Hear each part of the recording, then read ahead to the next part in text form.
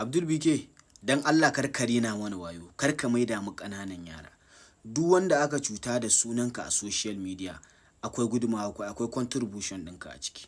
Domin duk mutumin da yake cikin damuwa, yaga ka fito kana bazawa cewar kana ba da manyan kuɗi irin wannan, kana kyautan miliyoyi, to dole mutum ya damu da ya samu nambarka ko ya ganka domin ka taimaka mai. Alhalin wasu abubuwan da kake yi kawai duk packaging ne.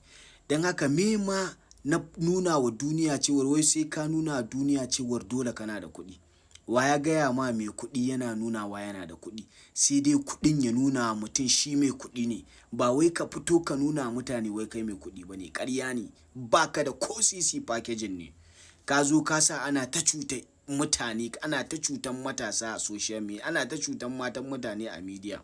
Ni kaina wallahi wancan bidiyon da na yi receiving DMs na ka taimaka min da lamba Abdul BK ko ka taimaka min ya taimake ni. Na yi receiving DM ba zan iya irgawa ba.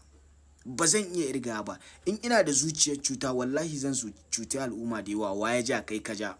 Ka fito ka nuna a duniya cewar kai kana taimako, kana ba da kuɗi, kana ba da waye-waye. Wannan wani irin rayuwa ne? Dole sai kun ɗau hanyar da za ku ja a cuci mutane, ko da kai ba za ka cuci mutane ba, wasu suna gefe irin offers suke nema su cuci mutane. Ya kuke haka ne? Kan ku mai da mutane timawa mana da Allah, ka saurara.